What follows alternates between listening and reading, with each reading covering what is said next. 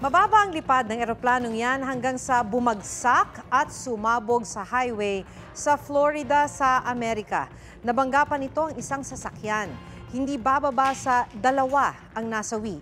Ayon sa National Transportation Safety Board, galing Ohio ang private jet at palapag na sa paliparan ng magradyo ang piloto na pumapalya ang turbofan engines ng eroplano.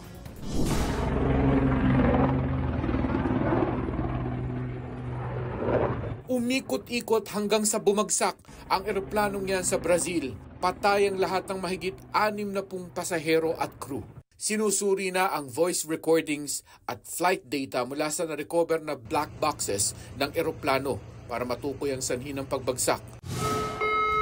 Bumagsak din ang isang helicopter sa bubong ng isang hotel sa Australia. Namatay ang piloto. Pinalikas ang daan-daang hotel guests. Wala raw permiso ang flight. Nag-crash ang isang maliit na eroplano sa California, USA.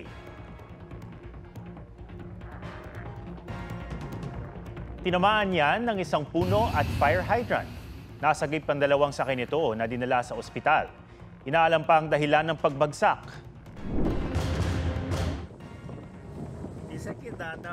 Bumangga at sumabit ng patiwarik ang buitreng yan sa windshield ng eroplano habang nasa ere sa Brazil. Napa-emergency landing ang eroplanong may sakay na 6. Mahigit 30 ang patay sa pagbagsak ng pampasaherong eroplano sa Kazakhstan.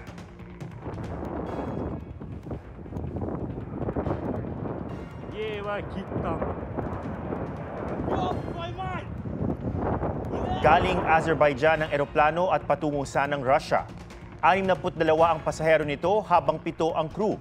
Ayon sa investigasyon, kinailangang mag-emergency landing ng eroplano matapos magka-bird strike o tamaan ng ibon. Agad rumesponde ang mga bumbero at inapula ang apoy sa bahagi ng eroplano. Bumuo na ng komisyon para manguna sa investigasyon at yaking mabibigyan ng tulong ang mga namatayan. Nakuna ng video ang mga huling sandali bago ang pagbagsak ng sinawimpalad na eroplano sa Kazakhstan.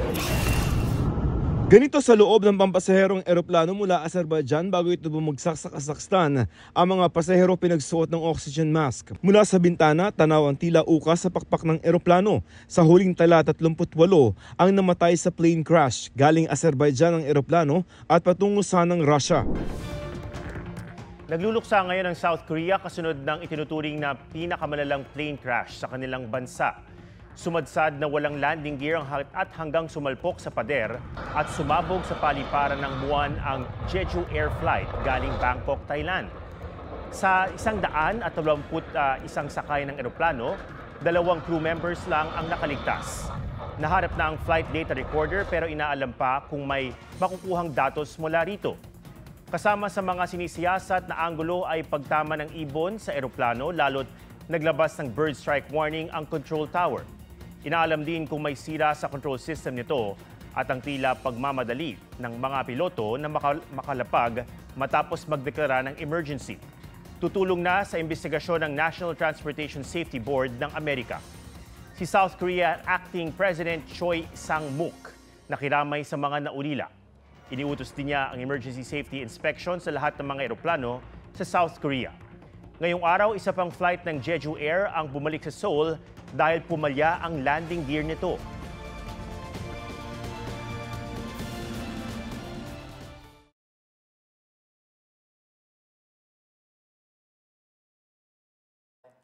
Huwag magpahuli sa mga balitang dapat niyong malaman. Mag-subscribe na sa GMA Integrated News sa YouTube.